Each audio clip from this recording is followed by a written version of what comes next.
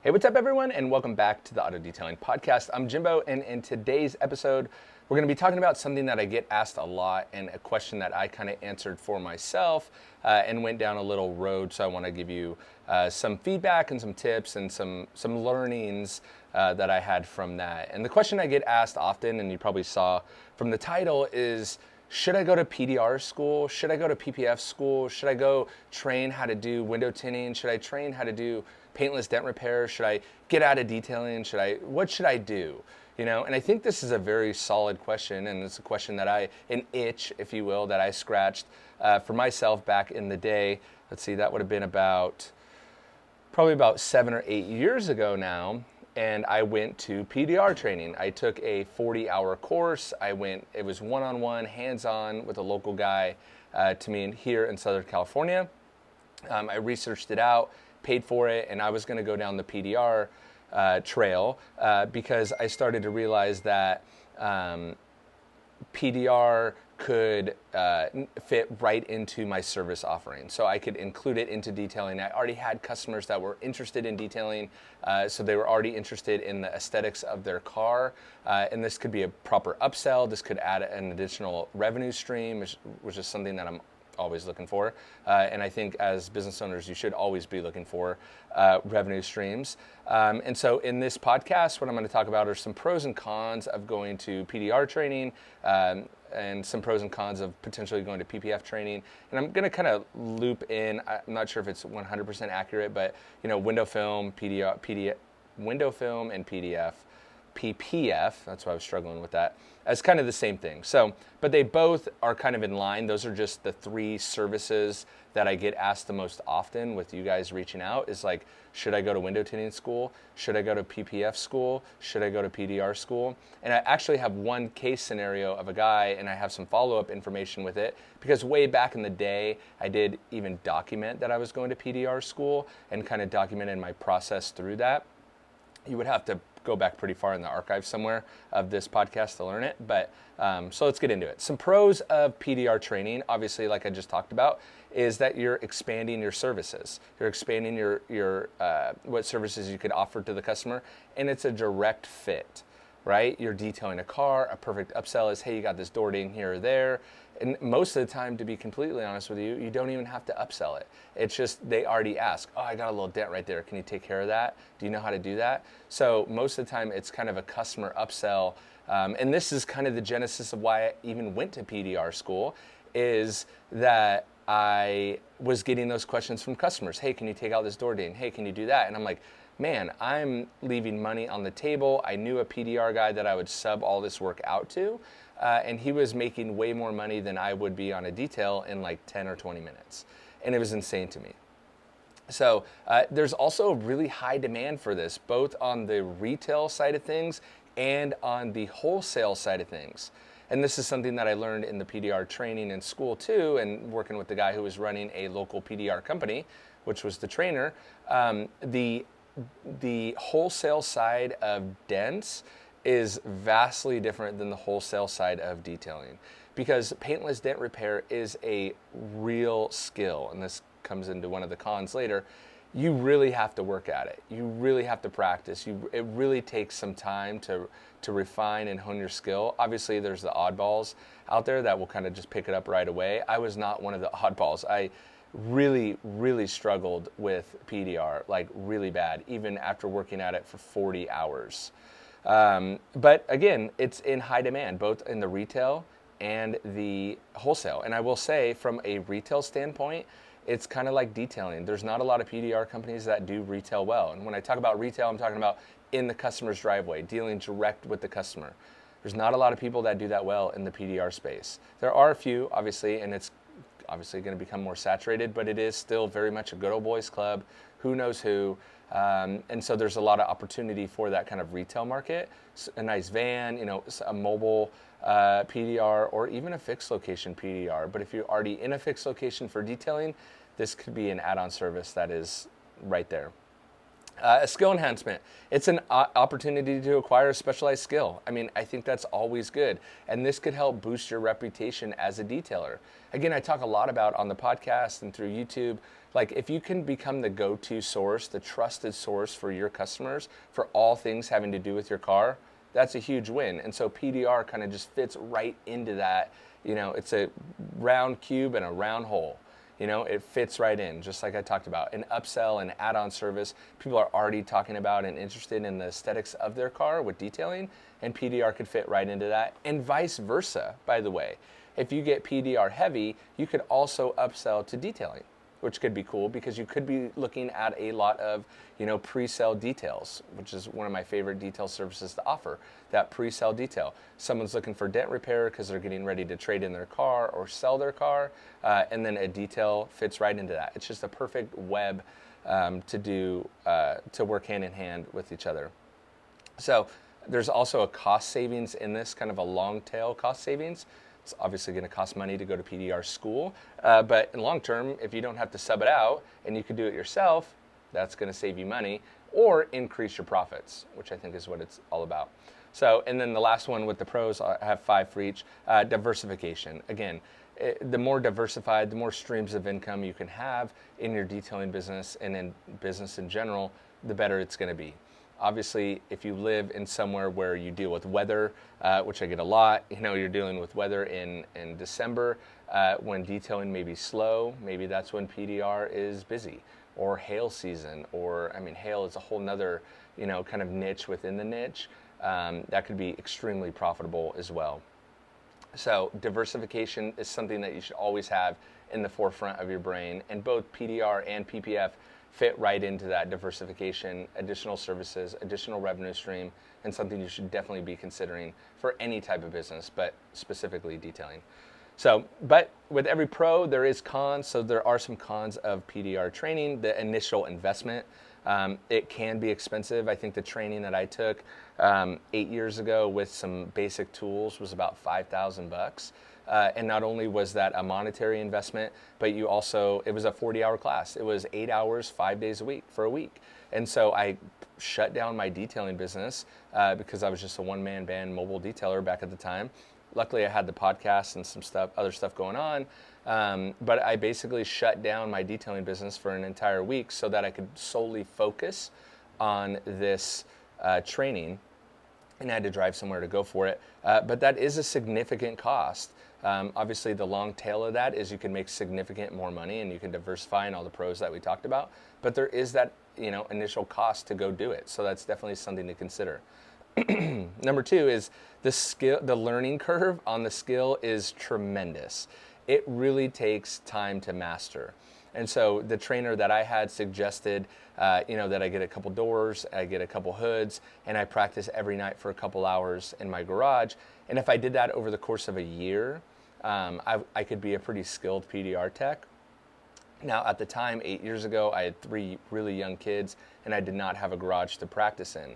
And so that's where it fell off for me. I didn't have the time or the space at night to practice in. I was also still very much growing this podcast. I was growing my family, and I was growing my income. And so I didn't have the time or resources to dedicate to honing that skill, and it eventually kind of fell off for me. But there is a significant amount of a learning curve, which is also great too, because you have a learning curve, and so that creates a barrier to entry, which keeps prices high in the PDR space. So, you do, another potential con is there is kind of a limited scope. I mean, you are talking about some pretty small dents. There are some pretty extreme guys that can, do some pretty large dents, but for the most part, you're doing some pretty niche-y stuff. But a pro side of that is you are compared to the body shop. So when people think of a body shop, they think of their deductible, they think of time without their car, they think of all these other cons. And that's what I liked about the PDR space, is that in detailing, I noticed that you're competing with the local car wash, right? With most people, well, I could just go down to the car wash down the street and for $99, or the Joe Schmo who just started yesterday, who went to Harbor Freight and got all his crap, you're competing with that in detailing. In PDR, you're dealing with the body shop, and people don't want to go to the body shop. They'd rather have someone in their driveway. And so you could charge a lot more, work a lot less, because the alternative is going to the body shop, which is a big pain point for a lot of people. So it is pretty competitive. There is a massive demand for it, but it also is very competitive. And there's people that have been doing this for a really long time, and they have 30 years into it, right? So it is a competitive market. Established technicians, it really can be competitive, but what's not? So it's also physically demanding. So that's another con.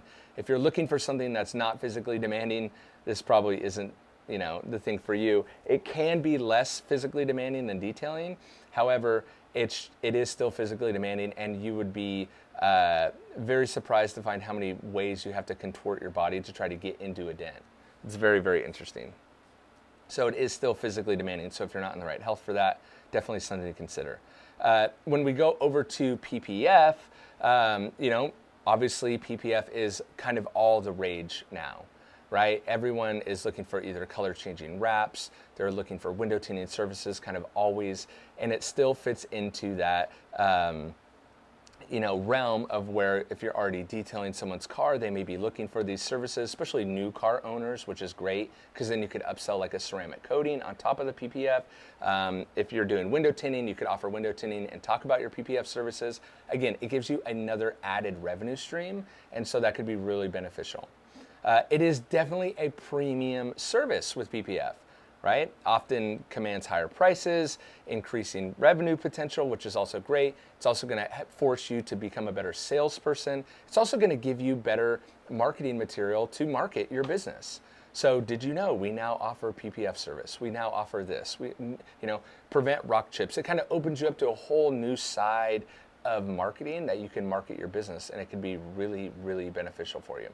There's obviously a growing demand for this as a lot of consumers know that the car makers are cutting back on, the clear coat, and so people are experiencing clear coat failure, and these car owners are seeking to, protect their investments, protect the purchases. So we have like an interesting thing of the price of cars going up with the quality of cars coming down, which is kind of a bummer for all of us. And so as consumers are realizing this, and there's news reports or articles coming out about it, people are looking at, hey, how do I protect my investment, right? And PPF is a significant investment for the consumer, also the installer as well. And so it generally tends to, because it's a premium service, it tends to kind of skew with a higher end clientele, which could again be really beneficial for your detailing services. Again, detailers love to hone their skill, but just like with PDR, PPF is, you are dealing with meticulous work. The skill set is insanely high, and you really need to know what you're doing. Steve and I talked to him with Excel Auto Detailing. He learned PPF, went to the Excel training in Texas. And I remember one standout thing that he told me is like the trainers would tell him you would actually be dreaming about PPF and having nightmares about it. And we were laughing because that's what he talked about. He was like, man, I'm dreaming of PPF and like the nightmares that could happen. Also, R&I with PDR and PPF, so removal and installation of car parts. Additional liability may be something that you don't want to take on or you don't want to consider. But again, and then the last pro for PPF is the diversification. So just like PDR, PPF adds another layer of diversification to your detailing business. And if you could offer all three of these services, you're going to stay jam-packed busy year-round. So that's another thing with PDR and PPF. I mentioned it with PDR, is that you don't have the seasonality really like you do with detailing sometimes. So you cut out that seasonality, which could be really great. So some of the cons of the PPF training is, again, the initial investment. But when you have a higher bar to entry, higher barrier to entry, I guess is the word I was looking for, it keeps the prices of that service higher. So detailing, the barrier to entry is very low, and that's why everyone races to the bottom.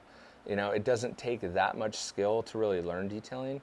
To be an efficient detailer, it does, and to be an effective detailer and a long-term detailer, it does. But initially, that initial investment is very low, monetarily and skill set. So, but with PPF, very high barrier to entry, keeps the prices high for the industry, right? So another con, the learning curve. And this is why I kind of grouped in PPF and PDR in the same, because they have a ton of similarities. So achieving, flawless PPF is very hard. You have to know not only how to lay the film, what film, how to remove parts of the car, what parts do you need to remove, what parts do you not need to remove. So it requires a ton of skill and practice. And that may be costly, maybe not financially, but with your time, just like PDR. So you need a lot of specialized tools. Again, same with PDR, PDF. Detailers need specialized tools. PPF installers need specialized tools. And this can add to the initial investment and be a potential con. Market competition. Again, similar to PDR, and that's why I'm kind of going quicker through the PPFs, not to reiterate myself. But there is extreme competition with the PPF market. There really is, and it's ever growing. And but again, it comes back to how you can market your service, and it's all in the marketing. I had a great dinner conversation. Me and my wife were out to dinner for our anniversary, and happened to sit next to this guy and his wife, who also it was their anniversary, and he was in the packaging space, not corrugated cardboard boxes, but like packaging for brands like Trader Joe's and Kiehl's and all these, and he would design and print the packaging for them. And he was like, yeah, it's all in the marketing. I think we see that in the detailing space, and we see that with the detailing space with product brands, but we also see it with shops and stuff like that. It's all about the marketing. So you really need to make sure you have a solid marketing plan. It's time consuming. I think that's the biggest con for PPFs, is it can be insanely time consuming, and that can affect the overall workflow of your shop. If you have a car for a week, not only does that mess with the detailing workflow of cars that you can maybe pump out in a day, but that is something that you're going to have to manage, which is an increased skill set of managing the workflows of cars in your shop. Obviously, another con would be if you're going to do PPF, you need a shop. So you're going to have increased overhead on that as well. But again, I kind of took the angle of your bringing these services into your already existing detailing business and not necessarily starting from scratch. So the angle is assuming that you probably already have a shop, or you're thinking about a shop, especially if you're considering PPF, or you work out of your house, or something. You have an enclosed area that you can do that, because you're definitely going to need a clean space to do that. So obviously, ultimately, the decision to pursue PDR, PDF, window tinting should be based on your specific needs and your desires of what you want. Are you going to be able to stick with something and motivate yourself for 12 months? And that's one thing I'm trying to do with myself personally, is say, hey, I want to do this thing. I have this desire to do this Discord group, this product brand, this new podcast series, this new YouTube series. And so often I find myself like trying it for like 24 hours and then quitting and saying it didn't work, when really what I want to do is stick with something for multiple months. So I think that's a lesson that I'm trying to learn, and maybe I'll even do a future podcast episode about that. But one thing that I'm really trying to motivate myself to do is make a decision and then stick with that decision for a set duration of time to see if I have success over that duration of time, being multiple months, not just like a couple days, and letting the success kind of come through that, not just giving up on something after like 3 seconds because I didn't get like 4 people to sign up, right? And so I think the same is true with PDR, PDF, and that was the mistake I made with PDR, is I didn't stick with it. I did have some outside influences that were affecting that, young family, not having the garage space, whatever. But looking back on that, that was just kind of an excuse. And I do wish now that I would have stuck with it a little bit more, because the time is going to pass anyway. And I think that's the overarching thing, is that the time is going to pass. Just stick with it, continue with it, try your hardest at it. And so I think if you're interested in PDR, PPF, window tinting, whatever, adding these, incorporating these services into your business, I think it's a tremendous idea, and it should take significant consideration to do it. I think it's a great idea. I think you really should. But I think if I could glean anything from my insight and my experience of the past, one thing I would do is definitely like set a set amount of time that you're going to go all in on it, whether that be 3 months, 6 months, 12 months, and you are not going to look at the day-to-day. You are just going to stick with it into those 12 months. And then at the end of those set amount of duration that you chose, then you will make an assessment whether you want to move forward or not. That's something that I'm trying to work on myself. I have a couple projects coming up that I'm toying with, and I think that's the conclusion I came to, is I'm going to go for it, try it, for like 3 months and then see if it works. At the end of the 3 months, if it doesn't work, I'll shut it down, and that's okay. Because for me as a business owner, one thing I love doing is trying stuff, seeing if it works, and if it doesn't work, kind of nixing it and moving on to the next idea. I like this ever going thing of ideas flowing. I kind of feel like a mental river of just ideas that flow in and through me. And sometimes I like to bring those, ideas out, try it, and if it doesn't work, it doesn't work. And that's what I did with PDR. That's what I did with odor removal. That's what I did with the desk of Jimbo Balaam back before I had the auto detailing podcast. And I think that's just part of it, of just having these ideas, flowing it, bringing them out, seeing if it works, seeing if it doesn't, and then taking away the learnings, because that's the one thing you never lose. So I'm never opposed to investing in something, because you always get the lesson out of it. And so it's kind of like school in a way, but a school that you're paying for, which I guess you pay for all school. Anyway, it's the learnings that you could take out of it, which I always value, sometimes more than even having the success of that thing. So I do have some projects coming up. So head over to autodetailingpodcast.com. That's kind of my centralized hub for everything right now. And so if you're interested in seeing of those projects that either launch and succeed or launch and fail, and the purpose of that is I like doing it, but also I think that you can glean insight from that, from other people that are trying stuff too. So I hope you guys got some value out of that. Hope you guys enjoyed that one. Check out autodetailingpodcast.com for all the happenings of things that I have going on. I'm kind of always tweaking and revamping that website, as well as a little side project. That's not so much a side project. So anyway, with that, I will catch you guys on the next episode. Thanks for listening and watching. See ya.